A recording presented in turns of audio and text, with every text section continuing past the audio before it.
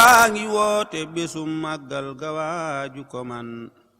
na waaj te ñëw ndax Sëriñ Tuubaa ko xir la ci gan Tuubaa ngi woote bésum màggal gawaaju ko man na waaj te ñëw ndax Sëriñ Tuubaa ko xir la ci gan góor jigéen nag ak ci ndaw ñépp nag lan woo màggal si leen màggal Tuubaa ga ñépp a ko miin góor jigéen nag ak ci ndaw ñépp lañu woo màggal si leen màggal Tuubaa ga ñépp a ko miin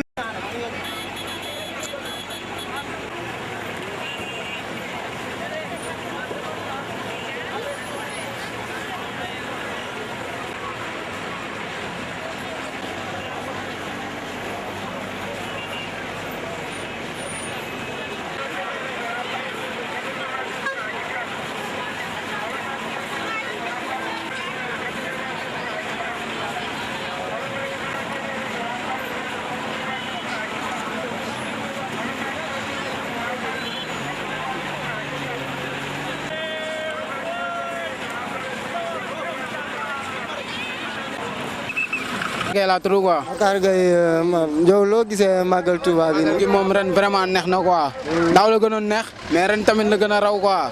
waaw franchement gis nga nit ñi gis nga ambiance bi bari na neex na trop waaw. bis sëñ Touba moom yokk rek ca kaw ca kanam. ko murid yi gisee rek. waaw màggal moom macha allah. waaw waaw. bëgg Serigne Touba rek. bëgg Serigne Touba rek. di koy noyee. waaw. 18 ci weeru safar mooy bis la bu rëy ci yàlla ak yoneen baak Bamba teewe ko ren jërëjëf Serigne Touba jërëjëf Serigne Touba jërëjëf borom Daaru Musti ñu ngi sant yàlla ñu ngi jóge Ndakaaru màggal gi musu fee am ñu ngi koy feete ci at mu ci 18 safar Xaadim Rasul demoon indi taranga joo xamante ne àdduna dootu ko amati mu doon lu rëy ci yoonu murit tey jii mu doon loo xamante ne si bis bii la doomu aadama di dundaate ba war a am li mu war a am déwén kon bokk ku tedd ki Cheikh Ahmadou Bamba Xaadimu Rasuul bu ñu ko yàlla fayalee tey jii yàlla may Touba fii doon dëkk boo xam ne dafa am aéroport ay vol di fi wàcc ay wagon di fi ñëw ak ay métro ndax Serigne Touba liggéeyal na yàlla liggéeyal loo xamante ne lu ne ngi ci biir ndax lépp la bind lépp la wax lépp la jàngale kon boog suñu yaakaar tey ëllëg yàlla ñu ko yàlla fayal sama xol dafa sedd ndax su ma toogoon di wax ci moom du ma fi jógee ndax Serigne Touba àdduna la Serigne Touba àdduna la kon boog lii la ko yàlla fayee kon moo suñu borom déewoo nañ dëkkoon ak moom kon boog Serigne Touba ku ko liggéeyal yàlla nga liggéeyal te bis bi yàlla day ñëw ndax dafa ne santal leen ma yàlla kon bis bi moom suñu borom moom mooy ñëw participer d'abord wasalaamaaleykum wa rahmatullahi taala wa barakatuh ku man ñëwal ku manul jéemal ba foo mën a yem te xam ne bés ba ku cay góorgóorlu am ca lu duun bésum ngëneel la bu ànd ak jàmm bés la bu ni jaamoo ko sant ka berndeel gan ya ñam ñu dagan bésum ngëneel la bu ànd ak jàmm bés la bu nuy jaamoo ko sant ka berndeel gan ya ñam ñu dagan bésum ngëneel la bu diiney dundu mbég di cam xasiida jolli ñuy tas kaamil ba junni bu yoon am ñuy sikar ñii di addis ñii di salaatu nabi ñeley na mantikoo ñi jox nit ñam aki naan ñay jaay di doxle sa fuur say korne daam du moroom kom-kom bi yëpp di dox Tuuba du Ndar du feneen kéemaan ci kéemaan la bés bi loo fi gis di ko yéem ba foog ne loola la boo geesoo ñu jox la leneen kéemaan ci kéemaan la bés bi loo fi gis di ko yéem yàlla nañ ci génn ak alhamdulilah rabbil alamin di sant Serigne Touba bu baax di ndokkeel nag ñi fi ñëw ñëpp di sant Serigne Sidi Mokhtar bu baax yàlla defal ko tawfeex mu yàgg fi lool jiite jàmm ñi waaw ñu ngi sant nag ñi fi nekk ñëpp sant na ngeen waa télé bi sant leen bu baax ci liggéey bi ngeen di def sant nañ leen ci bu baax yàlla nañ fi teew ay déwén yu bare nag waaw yow sëñ bi yow sa tur la ak yow noo gisee màggal Serigne Touba bi ren. waaw màggal Serigne Touba bi ñun man Bécaye Diop laa tudd dëkk Thiès màggal Serigne Touba ni ñu ko gisee yokkute lañ ci gis ndax am na loo xam ne bàyyiwuñ ko fi woon daaw te fekk nañ ko fi ren te yaakaar naa ni ci kanam la jëm te ñu ngi sant Serigne Touba bu baax ndax lii lépp Serigne Touba moo ko waral waaw ndax ñun ñëpp Serigne Touba moo ñu tax a jóg ndax moo ñu liggéeyal li ñun fekkewuñ jamono Serigne Touba mais yaakaar naa ne liggéey lañ tey liggéey na loo xamante nii ñun xale yi fekke nañ ay jamonoom tey mi ngi mel ni ñun mu ngi suñu kanam parce que fekke nañ li mu liggéey ci suñu kanam kon ñu ngi sant Serigne Touba bu baax sant njabootam gi nag bu baax a baax waaw ndax njaboot Serigne Touba ñoo fi nekkal Serigne Touba kon nag ñun jaam ñu li man mooy topp ci ginnaawam di liggéeyal Serigne Touba waaw. yéem naa ko ngir màggalam gi doon safar di defar mbooloo mi loo jëf ñu dal koy ful lu doon laa ngi màggal gi nag moo ko daa def lim ci digle da mooy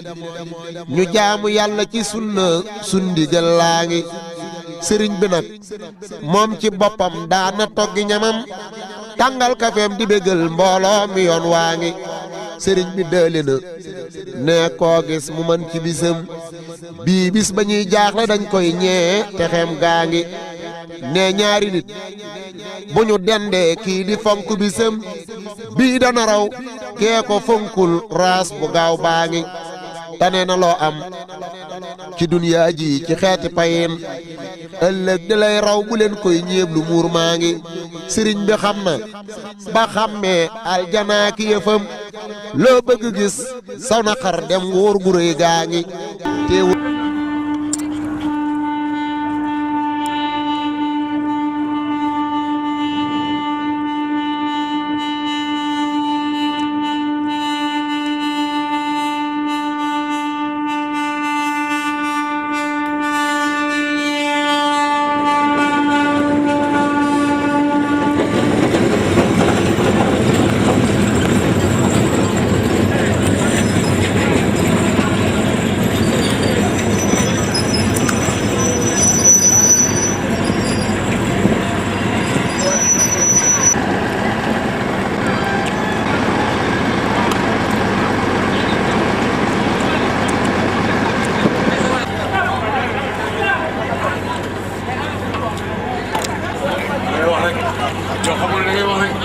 teewul mu wax ne bu waxtu màggalam gi di ñëw danan ko yàkkaw li koo kay séentu noos gaa ngi nii bisiit yi di mel nit ñëpp maase di bég bisam bisaa bu dikkee mooy raw lu wér laa ngi sëriñ bi woona la wuy sil yàlla moo ko defal moo am lu dul jeex ta laa biir wuy si raw gaa ngi Cheikh Abdoulaat noon na am nay gaa yu wér yu dëggal yoo xam ne donte dañuy dox ñëw ñu ñëw ñaa ngi Cheikh Abdoulaat noon na am nay gaa yu wér yu dëggal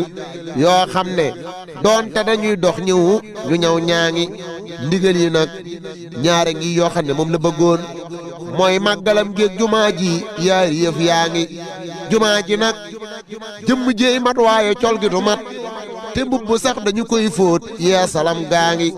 sëñ Babacar Jaxate tam am na lu mu waxoon ndoortal jumaa ji lu yéemoo yéemu way yaa ngi li dee ci am ci jumaa ji jar na xëy na rajax sa bopp toj ngir liggéeyal Bamba waar gaa ngi jumaa ji nag léegi li mu yeggee ndigal li fi des màggal gi rek fi sës màggal gu mag gaa ngi màggal gi nag dafa làmboo dëkk beeg li ko wër ak bépp tukki li kat ne yaatalam gaa ngi màggal gi nag dafa làmboo dëkk beeg li ko wër. jërëjëf salaamaaleykum mbokk yi jërëjëf ci ñëw bi ngeen ñëw ñu ngi leen ciy gërëm ndax dañoo jàpp ne seen ñëw bi jàppale ngeen nu ci liggéey bi ndax da ngeen nu woneel li nuy jéem a def ci bis bi li ci ak li nu ci yéene ndax yéene jullit bu nekk raw nag taalibe murit bisu sëñ bi kenn ku nekk fa nga toll boo sañoon def ci loo xam ne nii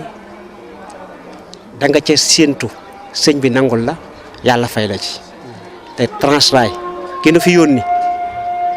loolu la nu sant loolu lu war a mën a jekkal bis bi taaral ko nan ko def na nga cee jéem nag lañ nu sant na nga cee jéem lan ca man la ci lay mat nag na nga noo ñaan yàlla mottali na taxawaayu Transrail nag mooy yombalal donga yi dem bi ak dikk bi yombal gi moo di bu màggal gi ñëwee ñu dawal lu ñuy tuddee ay train spéciaux train spécial mooy saxaar goo nga xam ne nii bis wala mbir moom rek mooy tax ñu yëkkati ko kon train spéciaux yi boo ngeen ko déggee moo di Transrail lëkkaloo na ak PTB petit train de banlieue ñu dawal ay saxaar diggante Ndakaaru jëm si Touba jógee ngin ngi néew jëm si Touba démb am na bu jógee gee ngi néew ñëw tey am na bu jógee gee ngi néew ñëw démb ñaari jóge nañu Ndakaaru ñëw ñaar jóge nañu Dakar ñëw Thiès ñëw tey jiitam Thiès démb saxaar jóge na fa ñëw tey jiitam saxaar jóge na fi ñëw kon taxawaayu Transrail ci bis bi moo li ma la wax rek yombalal dongo yi dem bi ak dikk bi ak te jéem a jàppandal tam ci njëg gi ndax bu ngeen xoolee njëg yi jàppandal am na ci ndax bu dee aller retour boo jógee Thiès jëm si fii 4500 la aller simple 2500 kon loolu jàpp naa ne am na jàppandal te yaakaar naa itam donga yi sama mbokki donga yi danañ gisee nañ ko noonu ndax alhamdulilah saxaar yi ñëw fees na te xam naa ne dañoo limité nombre de places yi ñuy jaay waaye bu fekkoon topp na nit ñi ci seen bëgg-bëgg saxaar dana fi ëpp nit ñi danañ fi ëpp waaye loolu dëppawut ak li nu teg tax a jóg nit feesal saxaar gi ba mu ne dell bokkut ci li nu jàpp ne moo di sécurité te Transrail ak PTB lu ñuy def dañ caa jiital sécurité maanaam waggar nit ñi ak seeni bagage jëlee leen béréb yóbbu leen béréb ci jàmm loolu mooy li ci Transrail jublu ak PTB te alhamdulilah démb ak tey ñu ngi sant yàlla saxaar yi départ ñëw nañ ci jàmm yi doon dellu dem jëli nit ñi egg nañ ci jàmm ba ñoom ñoo ñëwaat nii nga gis tey alhamdulilah. ak fépp fu jullikat ne yaatalam gaa ngi Europe Asie Amérique Afrique fu nit mën a ne nay jàng téere bi ak hadiis ndigal laa ngi sëñ Bamba nag fab xasaayid yëpp daal dina xëñ hadiis yi. voilà kon baax na jërëjëf yombal la mbir maa ngi. maa ngi leen di gërëm bu baax si invitation bi bi ngeen ñu jox occasion bi pour nu wax si affaire Magal Bilal daanaka mun naa ne action pompier si Magal gi lu am solo la. parce que xam nga màggal gi ñëpp xam nañ que événement bu mag la si Sénégal mën naa sax du Sénégal rek parce que mën naa si sous région bi day rassembler ay nit ñu bëri ñoo xam ne fépp la ñu jógee wax ma waa Touba rek wax ma waa Sénégal mais yeneen dëkk yi nekk peut-être bitim yëpp dañu fi ñëw te rassemblement boobu aussi dafa day créer ay risques maanaam nit ñi dañuy déplacé wu. ay oto ñooy déplacé wu ay saret ñooy déplacé ay moto ñooy déplacé wu loolu yëpp ay risque la te it nit ñi le fait que ñuy rassemblé fii biir Touba ñuy fait daje fii biir Touba it du ñàkk am na si ay accident yoo xam ne mën na si am it donc moo tax sunu présence moom si njëriñ bu baax a baax te mun naa ne sunu action yi yàgg nañ ko commencé sax du tey avant magal bi di ñëw nii sax commencé nañu ay actions yoo xam ne moom la ñuy wax ay actions ay sensibilisation ak ay visites de prévention yoo xam ne def nañ ko maanaam si résidence Khadim Rasoul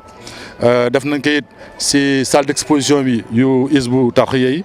ak si grande cuisine fu ñu toggee maanaam yëpp fu ñu nekk. jox nañ leen ay conseils am na foo xam ne sax changé nañ fa ay extincteur maanaam loo xam ne moom la ñuy njëriñoo pour fay ay lakk bu fekkee avant pompier di ñëw am na yoo xam ne daf si yàqu woon si résidence bi changé nañ ci lu bëri sax loolu bu weesoo loolu ñun ñu ngi fii ak détachement bi yëpp depuis lundi depuis mun naa ne depuis barki démb ñu ngi fii te it depuis barki démb commencé nit suñu liggéey jumtukaay yi ñu indaale nag moom takku na lool. boo xoolee bu ma jëlee si wàllu nit ñi mot nañu 450 ñoo xam ne ay éléments la ñu maanaam ñeenti téeméer presque ak genn wàll yoo xam ne nit ñi ngi fi bu ñu weesoo loolu it si nit ñooñu am nañ ci ay médecins yoo xam ne indi nañ leen ay médecin boo xam ne kenn kii sapeur pompier la am na si juróom ñoo xam ne jóge nañ si école militaire de santé ñoom ñoo yéeg si ambulance yi sax boo xoolee ambulance boo xam ne bu jógee fii si camp bi nga nekk nii di dem intervention am na si ay médecins yoo xam ne ñu ngi si loolu yëpp pour lan la pour que boo amee accident boo am nit ay gaañu ñooñu mën lañu jël lu mu gën a gaaw avant même nu koy yóbbu nu egg hôpital donc prise en charge boobu la ñu def jox doole daal ba nga xam ne que dinañ mën a jël en charge avant ñuy egg hôpital. si wàllu yeneen jumtukaay yi maanaam oto yi indi si loo xam ne mat na 61 véhicules et engins maanaam juróom-benn fukk ak benn yoo xam ne ay oto yoo xam ne dañuy fay lakk ay ambulance ay oto yoo xam ne it moom la ñuy wax ay grue oto yoo xam ne bu fekkee dafa am ay oto yu nekk si accidenté nekk si yoon gi empêché oto yi di déplacé wu dañ leen di jël oto yooyu moo ñëw jël oto yi kii dindi leen si yoon yi pour au moins circulation mën a libre donc yooyu moom tamit boo leen xoolee accès def nañ ko si loolu it mun naa ne si ñaari échelon lañ leen teg maanaam premier échelon bi lu ñuy wax premier échelon maanaam mooy jumtukaay yi ñu def yëpp fii biir Touba ak li ko wër boo xoolee boo demee si wetu jumaa ji ba kër sëriñ gi xalif général bi nga dem si maanaam yoon boo xam ne moom mooy ceinturé moo wër Touba yëpp am na ci ay jumtukaay pourquoi ñu def loolu parce que xam nañu màggaay si màggal gi ñëpp bu ñu ñëwee day xat te aussi oto yi pour nu mun a bouger aussi day xat moo tax nu jël moyens yëpp jumtukaay yëpp def ko si point yëpp nga xam ne bu amee dara rek sapeur nañu mun a ñëw wàllu nu mu gën a gaaw bu ñu weesoo loolu it moom mooy premier échelon deuxième échelon bi nag léegi moom mooy jumtukaay yoo xam ne dañ leen bàyyi si tali yoo xam ne ak mun naa ne les grands axes routiers maanaam yoon yëpp yoo xam ne pèlerins yi moom la ñu jël pour ñëw fii Touba maanaam ñii di jógee Dakar di ñëw ñii di jógee Tambacounda di ñëw ñii di jógee Ndar di ñëw ñii di jógee Kaolack di ñëw boo leen xoolee yoon yëpp am nañ fa ay ambulance ak ay yeneen oto yoo xam ne bàyyi nañ ko si yoon gi foo dem rek mun naa ne boo defee 20 kilomètres bu nekk di nga tas ak benn ambulance loolu it parce que xam nañu màggal gi malheureusement day am ay accident te accident yi aussi pour nu mun a gaaw intervenir moo tax ñu def prépositionnement kii yooyu ambulance yooyu ak yenn jumtukaay yoo xam ne comme ni nga ko waxee léegi mooy oto yoo xam ne ñoom ñooy dégager tali yi waaw. léegi nag bu ñu weesoo loolu aussi en terme de bilan ba depuis ñu fi nekk léegi c'est vrai que def nañu ay intervention génn nañu ay lakk dem nañu fi ay accident de la circulation donc bu ma xayma bilan bi daal mun naa ne si d'abord moo commencé si lakk yi am nañu ñett ak lakk yoo xam ne intervenir nañu benn bi sax moom mun naa ne ko boobu Diourbel la mais ñaari moom fii la Touba. bu ñu weesoo loolu accident yi nag aussi accident yi xaw na bëri tuuti parce que actuellement ñu ngi si 64 accidents. 64 accidents yi mooy juróom-benn fukk ak ñeent yoo xam ne génn nañu pour accident de circulation si loolu aussi malheureusement am na si fukk yoo xam ne faatu nañ si ñàkk nañ seen bakkan loolu bëri na nag wax dëgg yàlla bëri na parce que bu ñu xoolee daaw si nëgëm si lu ñu def si accident maanaam 56 accident la juróom fukk ak juróom-benn accident mais ñii faatu mat na juróom-ñaari nit yoo xam ne ñoo ñàkkoon seen bakkan daaw mais ren nag egg na ba fukk kon ce qui veut dire que wax dëgg la bëri na voilà donc si bu ñu jëlee wala lakk yi aussi mun naa ne daaw si moment bi aussi ñett lakk la ñu amoon ñoo biti ren moom tamit ñett lakk la ñu amoon aussi voilà mais bu ñu weesoo loolu si moom tamit si affaire intervention yi am na yeneen mission yoo xam ne ñu ngi koy def fii biir Touba parce que am nañu fii aussi benn poste de santé bu nekk ci biir camp bi fii mooy PC bi ñuy def ay consultation gratuite maanaam population dañuy ñëw def ay consultation kenn du fay dara ñu traité la jox la ay garab nga dem loolu yëpp si seen action la bokk te loolu mun naa ne pour le moment am nañ ci ay 65 yoo xam ne ñëw nañ fi te 65 sax démb lañ ko arrêté mais ba tey am na ñu ñaa ngi continuer di ñëw ci biir si dispensaire ba léegi donc bu weesoo loolu aussi am nañu ñu ngi participer aussi si ravitaillement en eau yi ñu ngi dimbali waa hydraulique ñi nga xam ne ñoom ñooy joxe ndox si dëkk bi ak si camion citerne yi am nañu ay éléments yoo xam ne ñoom tamit ñu ngi si réservoir au sol yi ñoom ñooy maanaam ñoom ñuy duy camions yi bu fekkee amuñu ndox voilà ñu di camion pour camion yi ñëw dugg si dëkk bi joxe ndox mi voilà maanaam suñu mission daal pour le Mali la te fu mu nekk nii actuellement pare nañu lépp ngi seen place léegi pour continuer mission bi boo amee daal ñu ngi si daal ba léegi fu mu nekk nii jërëjëf Voilà, donc merci beaucoup. Je suis donc le lieutenant-colonel Maye Konaté, je suis le chef du détachement du Magal,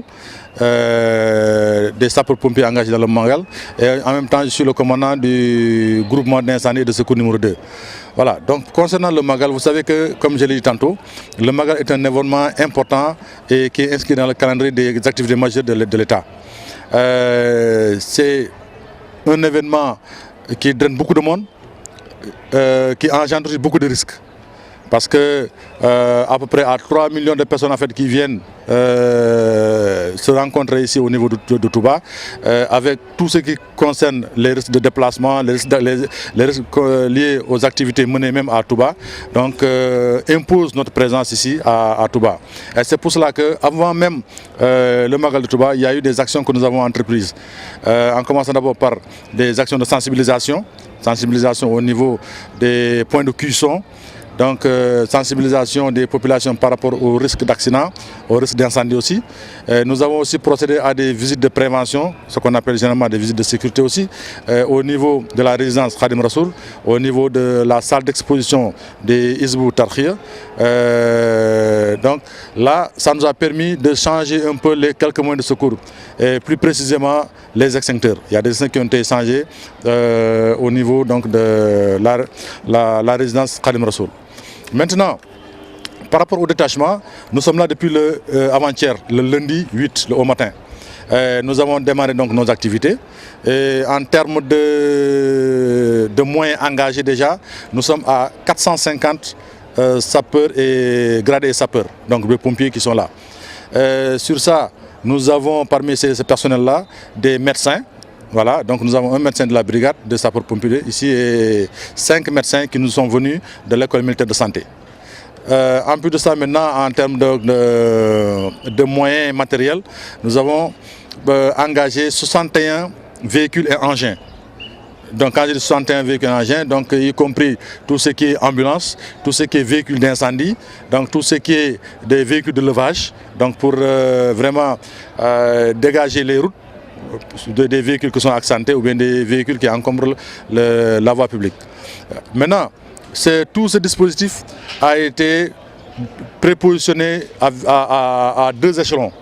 Un premier échelon qui consiste à mettre en place des moyens dans Touba, dans la ville de Touba, et c'est d'abord immédiat. Bon, tout le monde sait qu'avec le Magal, la circulation est très difficile, la mobilité est difficile aussi. Et pour amener les secours au plus près des populations, nous avons mis les moyens dans Touba, un peu partout. Et surtout au niveau de la route qui ceinture la ville de Touba,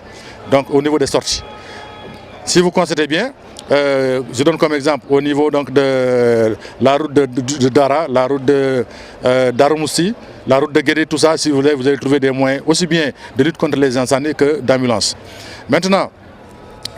au niveau à l'intérieur, par exemple chez le Khalif général des Mourides, nous avons mis des moyens aussi secours à victimes comme ambulance et engins d'incendie, en même temps une vingtaine d'éléments donc prêts à secourir. Maintenant, il y a le deuxième échelon qui consiste à mettre des moyens au niveau des axes, les grands axes qui mènent à Touba. Les gens qui quittent Dakar, par exemple, verront des moyens prépositionnés au niveau de Diamniadio, par exemple, au niveau de Pout, au niveau de Thiès, au niveau de Khombol, au niveau de Bambey, Diourbel, Ndoulo et jusqu'à Mbaké. Pour les gens qui viennent de Saint-Louis, par exemple, ou bien les Dakarois qui vous dépendent de la Nationale 2, ils verront donc des moyens au niveau de Méré, au niveau donc de Kébémer, au niveau aussi de Sagata et au niveau de Darmoussi. Donc pour les gens qui viennent donc de Tambacounda, c'est à Kaffrine et à Ambar. Pour les gens qui viennent de Kaolack maintenant, donc il y a les moyens qui sont prépositionnés à Gossas. Donc voilà globalement donc, le dispositif que nous avons mis en place. Maintenant en termes de bilan, comme je vous ai dit tantôt, nous sommes là depuis le lundi 8. Nous avons commencé nos activités. Et sur ce, pour le moment nous sommes pour les accidents de circulation, nous sommes à 64 accidents de circulation. 64 accidents et nous avons dénombré 243 victimes. Malheureusement, avec 10 corps sans vie, c'est-à-dire que 10 personnes qui sont décédées lors de ces accidents. Donc c'est un peu costaud, effectivement, par rapport à l'année dernière, parce que l'année dernière, à ce moment, on était à 56 sorties et nous avons enregistré 7 corps sans vie, 7 décédés lors de ces accidents. Donc maintenant, Pour les incendies, pour le moment nous sommes à 3 cas d'incendie. Il y a un incendie donc, qui a été déclaré donc, à Diourbel. Les 2 autres c'est ici au niveau de Touba. Maintenant, il y a d'autres activités annexes que nous menons, ce qu'on appelle nous des missions conjoncturelles. C'est d'abord les consultations que nous menons ici au niveau du PC. Nous avons un poste de santé ici à côté et les populations viennent pour bénéficier d'une consultation, de consultation gratuite. Et pour le moment, ce jour, nous sommes, depuis hier, arrêté hier, nous étions à 65. Donc on attend actuellement donc, les patients d'aujourd'hui pour compléter donc, les chiffres. Mais je sais qu'actuellement, nous recevons beaucoup de populations, de malades qui viennent se faire consulter ici. Maintenant, l'autre aspect, c'est le ravitaillement en eau. Nous aidons aussi, nous soutenons le service de l'hydraulique dans cette opération parce que nous avons prépositionné des éléments au niveau des réservoirs au sol qui sont chargés d'alimenter les citernes d'eau pour qu'ils soient acheminés auprès des populations pour le ravitaillement en eau. Donc vraiment globalement, c'est ce que nous avons donc comme activité pour ce grand magal de Touba. Pour le moment, actuellement, tous les moyens sont prêts, le dispositif est prêt aussi et les activités vont continuer jusqu'après le magal. On est là jusqu'au dimanche, le détachement, jusqu'à ce que tout le monde rentre vraiment en sécurité. yoolub ku wàcc limub kaamil lu wér laa ngi